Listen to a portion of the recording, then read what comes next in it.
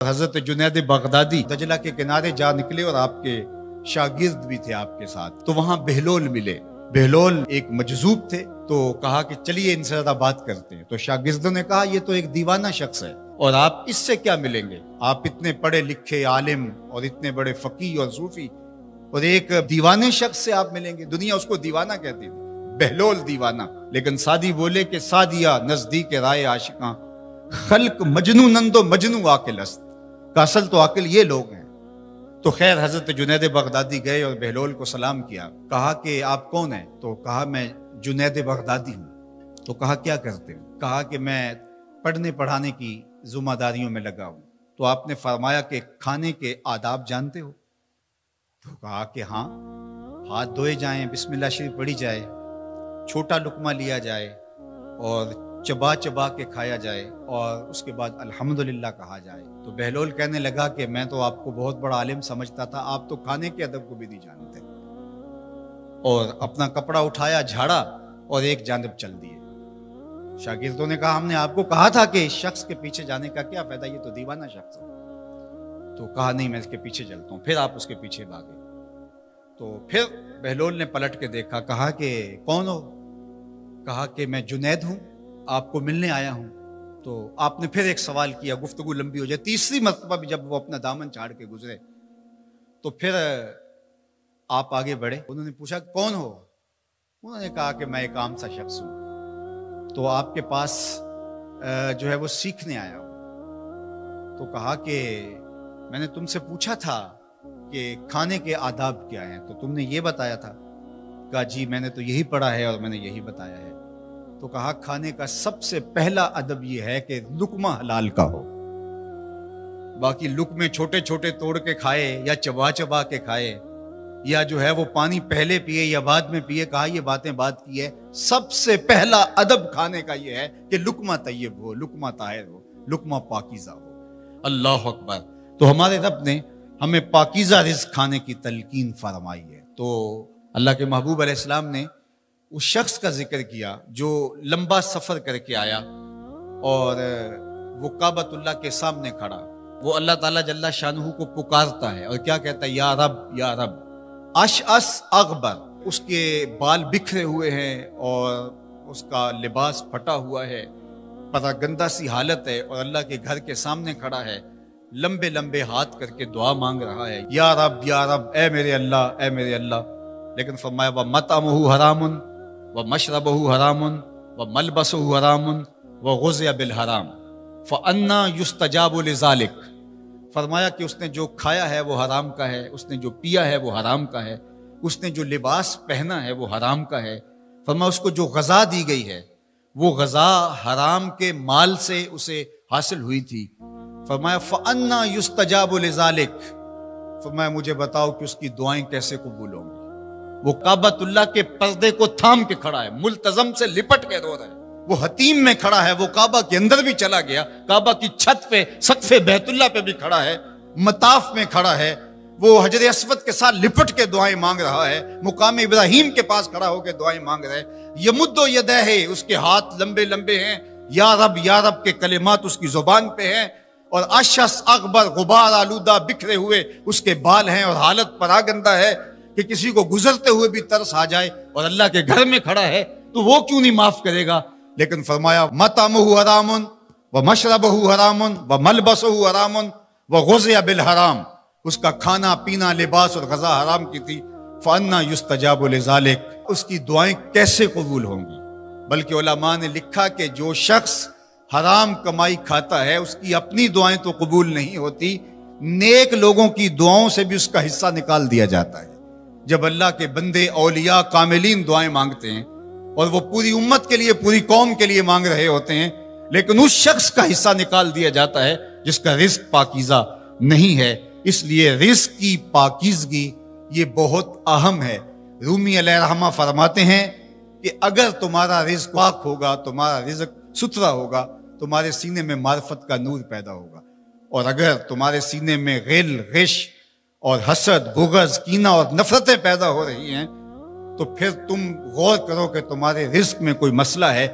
تم کھاتے ہو اس کے نتیجے کے اندر حسد پیدا ہو رہا ہے، بغض پیدا ہو رہا ہے، نفرت، سستی اور کاہلی اور عبادت سے دوری پیدا ہو رہی ہے۔ جو رزق حلال ہے وہ عبادت کے لیے تقویت پیدا کرتا ہے، وہ تمہیں سچائی کی زندگی گزارنے کی طرف راغب کرتا ہے۔ تو اہم ترین چیز جو ہے وہ رزق کی پاکیزگی ہے۔ لکھاں آئے لوگ زمانے تے محبوب خدا جیا، لکھاں سونے بن بن ویندے نے او دی خاک پا جیا کوئی، وہ حسن دیا گیا۔ اور میرے امام بولے بل بل نے گل ان کو کہا، اس سے بڑھ کر بل بل بول ہی نہیں سکتی، پھول سے آگے دیکھ ہی نہیں سکتی، اس نے بھی پھول کہہ دیا۔ بل بل نے گل ان کو کہا، کمری نے سروے جاں فضا، حیرت نے جھنجھلا کر کہا یہ بھی نہیں وہ بھی نہیں۔ خورشید تھا کس زور پر، کیا بھڑ کے چمکا تھا قمر، بے پردہ جب وہ رخ ہوا یہ بھی نہیں وہ بھی نہیں۔ وہ جمال دیا، وہ خوبصورتی دی، وہ حسن عطا کر دیا۔ مکھ چند بدر شاشانی، متھے چمک دی لاٹ، کالی زلف تے اکھ مستانی، مخمور رکھی ہن مد بریاں۔ اللہ اکبر، وہ جمال دیا وہ انہی کا جمال ہے۔ ابو ہریرہ رضی اللہ تعالیٰ عنہ بولے کل قمر لیلۃ البدر لم ارا قبلہ ولا بعدہ مثلہ۔ کیا پوچھتے ہو، 14ویں رات کا چمکتا ہوا چاند تھے میرے حضور۔ پھر بولے نہیں نہیں نہیں نہیں نہیں، حضور جیسا نہ پہلے دیکھا نہ بعد میں دیکھا۔ حسان بن ثابت پاس ہی کھڑے تھے، بولے دیکھتے کیسے، کسی ماں نے جنم دیا ہوتا تو دیکھتے۔ خدا نے وہ سچائی پن چھڑیا جدے وچ محمد نو ٹالیا سی۔ حسینہ جمیلاں دا منہ موڑ دیتا، محمد بنا کے قلم توڑ دیتا۔ مثل او در عالم مقام متصور نیست، رخ مصطفیٰ ہے وہ آئینہ، کیا بوسا دوسرا آئینہ، نہ کسی کی بزم خیال میں نہ دکان آئینہ ساز میں۔ وہ جمال دیا، وہ حسن دیا، وہ خوبصورتی عطا فرمائی۔ اللہ اکبر۔ حضرت جابر بن سمرہ سے سنیے، وہ کہتے ہیں لیلۃ الادحیان تھی، 14ویں رات کا چمکتا ہوا چاند تھا، لال دھاری دار یمنی چادر اوڑھ کے محبوب سوئے ہوئے تھے۔ جامع کا انداز دیکھیے، بروں آور سرز برد یمانی، حضور وہ یمنی چادر سے ذرا سر انور نکالیے تو صحیح۔ بروں آور سر از برد یمانی، کہ روئے تست صبح زندگانی۔ آپ کا نورانی چہرہ صبح زندگانی ہے، زندگی کی صبح ہے، زندگی کا جمال ہے۔ تو کبھی لال یمنی دار چادر لیتے، کبھی کالی چادر کی بکل مارتے۔ ام المومنین سیدہ عائشہ کہتی ہیں رضی اللہ تعالیٰ عنہ کہ ایک دن کالے رنگ کی چادر حضور نے بکل ماری، اور حسن آج ناز میں آ گیا ہے۔ جب حسن خود ناز میں آ جائے تو پھر تو حسن کے جوبن ہی الگ ہوتے ہیں۔ تو چادر کی بکل ماری، کالے رنگ کی چادر، حضور نے ایسے بکل مار کے کہا کیفا ترینی یا عائشہ، عائشہ کیسا لگ رہا ہوں، عائشہ بتاؤ کیسا لگ رہا ہوں۔ تو ام المومنین بھی تو ام المومنین تھی، انہوں نے کہا چادر کی سیاہی نے چہرے کی سفیدی نکھار دی ہے، چہرے کی سفیدی نے چادر کی سیاہی نکال دی۔ تو حضرت جابر بن سمرہ کہتے ہیں لال دھاریوں والی یمنی چادر حضور اپنے اوپر اوڑھ کر کے استراحت کر رہے تھے، اور لیلۃ الادحیان تھا، 14ویں کا چاند چمک رہا تھا۔ میں کبھی حضور کو دیکھوں، کبھی چاند کو دیکھوں۔ فائزہ ہوا احسن عندی من القمر، میں نے فیصلہ کیا چاند نہیں حضور سونے ہیں۔ اللہ اکبر، چاند نہیں حضور سونے ہیں۔ اللہ اکبر، ایک سونا دوجا جیب دا مٹھا۔ اللہ اکبر، کیا جمال دیا، کیا خوبصورتی دی، کیا خوب سجن دیاں اکھیاں نے، کیا خوب سجن دیاں جویں پر کے سرائیاں رکھیاں نے۔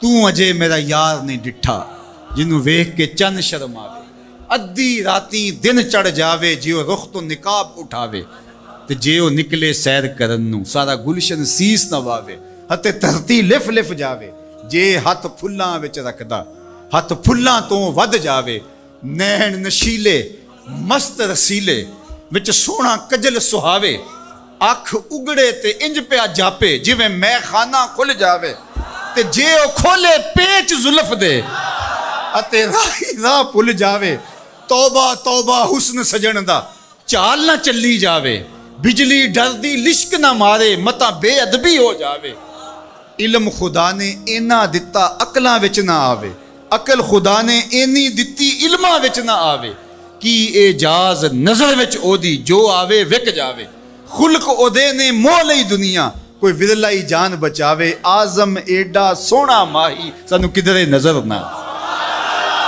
لاؤ کوئی میرے حضور جیسا اللہ کوئی مثل نہیں ڈھولن دی کوئی مثل نہیں ڈھولن دی چپ کر میرے علی ایتھے جا نہیں بولن دی اللہ اکبر کوئی مثل نہیں جانی دی رب خود قسم چکے جدی چڑھ دی جوانی دی وہ حسن دیا وہ جمال دیا وہ خوبصورتی دی اللہ اکبر میں اور آپ خوش قسمت ہے کہ ہم اس آقا کے غلام ہیں تو آئیے میں اور آپ ان کے ساتھ اپنی محبت کا ربط اور رشتہ مضبوط اور مستحکم کریں اور محبت کے تمام تر تقاضوں کو نبھاتے ہوئے چونکہ محبت چاہتی ہے کہ محبوب کی اداؤں کو اختیار کیا جائے محبوب کی اتباع کو بھی زندگی میں اتار لیا جائے اللہ مجھے آپ کو حضور کا سچا پیار نصیب فرمائے